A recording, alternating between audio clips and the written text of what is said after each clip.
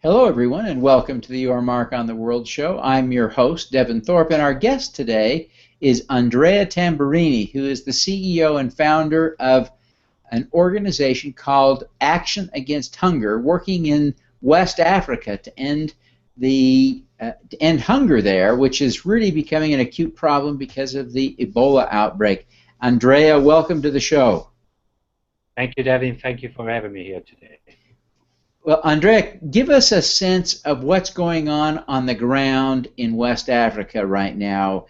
Most of us have only heard headlines. Give us some sense of the problems that are existing in and around that Ebola-affected part of the world. Share with you a couple of words about Action Against Hunger. We work in 45 countries in the world, and our main goal sits in our name, our mandate. So we take action against hunger, therefore we work more in the domain of malnutrition reduction, food security, water and sanitation. By virtue of being in the country affected by Ebola by a number of years, we naturally decided to respond to that emergency, although it's more in the health domain. At this stage, I guess everybody is well aware of what the Ebola virus is and how it is spreading throughout those countries, and we have seen a number of statistics coming from different sources. We are working on the periphery of the health crisis, meaning that we're working with those amazing NGOs working in the health sector, and we're trying to help them in containing the virus as a first step to deal with the crisis that will go much beyond the health crisis itself. So at this stage, we're working within hospital facilities, providing support. We do water and sanitation activity. Treating Ebola requires a lot of water. We do food distribution for isolated patients. We do water kiosk and hand washing station. And we work a lot, as I see on the periphery by do Ebola prevention awareness. Discuss raising awareness of what Ebola is about and what are the best way to avoid being contagious by the virus. So these are some of the activities we're engaging right now with. But Andrea, I want you to give us a picture of what's actually going on the ground. Give us a sense of the problem. I know you think we all know what's going on. I don't think anyone in North America has a clue what's really going on the ground in West Africa. Give us a sense of what it's like to be in Liberia or Sierra Leone today.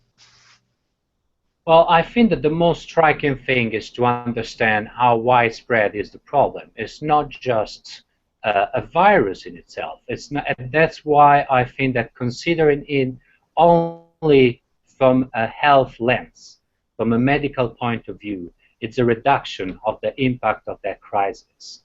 We're thinking of countries that are tasked to contain a virus, therefore are thinking on how do they prevent people from moving? How can you do contact tracing of people which have been in contact with individuals which have contracted the virus? You have to think of a whole system which goes into a lockdown mode. You have to think about school closure in some areas. You have to think about problems in reaching different parts of the country. Border closure, not much movement of goods, but also to go into topics which are closer to our core mandate. You have to consider that agricultural land is not being worked as it should be. Over 40% of the farmers right now are not working their land because it's an area heavily affected by Ebola, and because they seek refuge in other areas which are perceived as safer. So I think that the spectrum of the problem is broader. And I'm talking of aspects of the crisis that we do not deal with primarily. But we have to think of protection issue. We have to think of abandoned minors. There are so many problems that this crisis is creating. And yet again, we all know and understand that containing the virus is primary, is vital. But then there are so many aspects of those countries and those societies that we will need to deal with. Well, yeah, you mentioned that 40% of the farmers have abandoned their farming. I mean, the impact on food supply, the impact Correct. on the economy. That's just scary to think about. 40% of farmers quit farming. What are you seeing Yeah, as a the result impact of is that? devastating. Well, we have seen, first of all, there are issues related to market and access to such markets. We have areas of the country where goods are, of course, available, but some people do not have access to those markets because of transportation issue, because of being cordoned off areas of the country. We have other areas in which goods in the market are less available. Countries like Liberia are very much dependent on importing of goods and food, and there has been a great increase in food prices. So we see inflation into those prices. Therefore, we could think of a mid to long-term impact on people's capacity to procure those goods.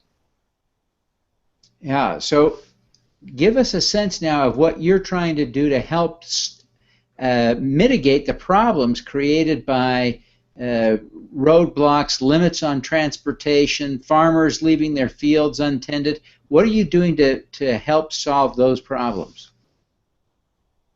Well, first and foremost, our role is to work in coordination with all the humanitarian actors. I'm talking about starting from the United Nations to some of the greatest other organizations which are there right now, and we're coordinating closely with the line ministries in those countries, so mainly Ministry of Health, Ministries of Infrastructure. What we're trying to do in our niche job is also to provide reliable data, because at this time there are data available on food availability, food scarcity, food prices, but what's important to do is to go through a rigorous approach to get those data and to analyze them in order to get a better sense of the scope of the crisis. So one of our work is specifically in that domain. We're continuing doing surveys in remote areas, we're continuously doing assessment, and we partner with university to make sure that we have the rigor to those researches and that the data we feed back to the community are reliable. We have been working on a couple of assessments with the Food and Agriculture Organization, one of which has been already released. And based on that, we are working on short-term and long-term intervention to be able to provide a solution to the food crisis. We think that in the short term it's important to provide something that will make them go through the day-to-day. In particular, seeds and tools are always be perceived as a good way for the short term. There will be the need in the short term to provide food assistance, in particular for those isolated patients and for the most vulnerable cases. I'm thinking here of single women in particular, which have to take care of their own household and oftentimes as young infants as well. So the short-term solution is more of an assistant approach, a good old school humanitarian approach to the problem. But we have been starting working since early September into sustainable midterm and long-term solution. Well, this is really inspiring work that you're doing, and just in response to such a problem. Andrea, I wonder if you would tell us why you tackled this. Going back to the beginning, why did you do this instead of something else? Why not become an investment banker? That's a good question, Devin. I've been a humanitarian since early 2000.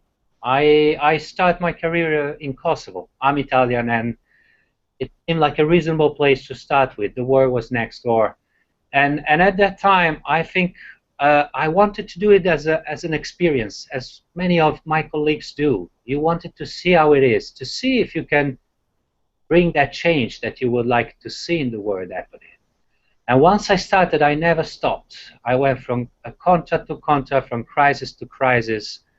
I think there is a sort of duty once you see it to take action, to do your share, and it's also personal enrichment. I still bring with me memories from every country I've been working in. I do remember names of people I've been working with and faces of some the so-called beneficiary, people that we help in that particular moment of distress in their life. And I think that throughout the years it went through a personal commitment to a professional commitment, because it's not about charity. You need to provide the best service possible to these people, a service that others should provide and that we all wish we all could have access to in those moments. So I think that there is a great motivation to that, and I don't need to find a motivation every morning to come here or to go and see our field work. It just comes natural. It is rewarding, and you think you're doing something positive. That's to keep a concise answer to your question. Well, that's great. I think that's a great answer, a tremendous answer.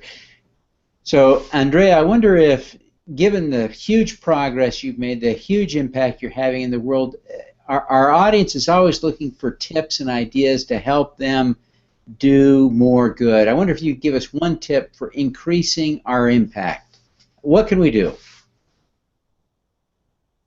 Well, impact is something that we are all struggling with. I think that there are a lot of organizations and individuals extremely well intended, but to provide an impact on an individual life or on a community, on a village, on a country, the efforts needs to be very well coordinated and well thought through. But I do think that every individual has the potential to be part of it. When I hear some organization or some individuals say, we are the solution, we know the solution, we can do it, I think that that's a little bit of a narrow-minded message, because huge problems require the whole group of people and a large number of stakeholders to take action. For action against hunger, we cannot provide the solution to hunger by ourselves, but we're definitely one of the players. But I do think that I won't be able to find anything sustainable without commitment from governments, from donor agencies, from village leaders, without the buy-in from the community. And definitely we cannot do it without the support of individuals which want to be part of it. And I think that everybody can be part of that impact and make it broader by just joining something. Regardless of how much time they want to dedicate. Do they want to dedicate time, their expertise, a financial contribution? But I think that the sum of all those individual contributions is what provide a big impact. Yeah, great thoughts there, Andrea. I really appreciate that. Now, before we wrap up, I know there are people that will appreciate the good work you're doing, who are going to want to support you, people who want to learn more about what you're doing. Where do they go? How do they learn more? And how do they donate, for instance, to what you're doing? Sure. I think that the best place to start from is our website, which is actionagainsthunger.org. And there you can have a lot of info where I think I'm very proud of how open and transparent we are. Out there you can see information about all the we work. You can see the great successful story. But if you look carefully, you can see also some of the failure. We invest a lot in monitoring and evaluation, and we publish the result of our program and activities to be able to improve and to share that knowledge, and so the system itself is better. So definitely, if you want to know more about Action Against Hunger, start from our website, and there is a lot of information about also how to become part of it, how to join us into making our goal achievable and to create the greater impact I was talking about earlier. Oh, fantastic. Andrea, thank you very much for being with us today. We appreciate your time. We're so grateful for the good work you're doing, and we wish you every success in solving the world's hunger problems. Thank you, Devin. It's been a pleasure to be here today. All righty. Let's do some good.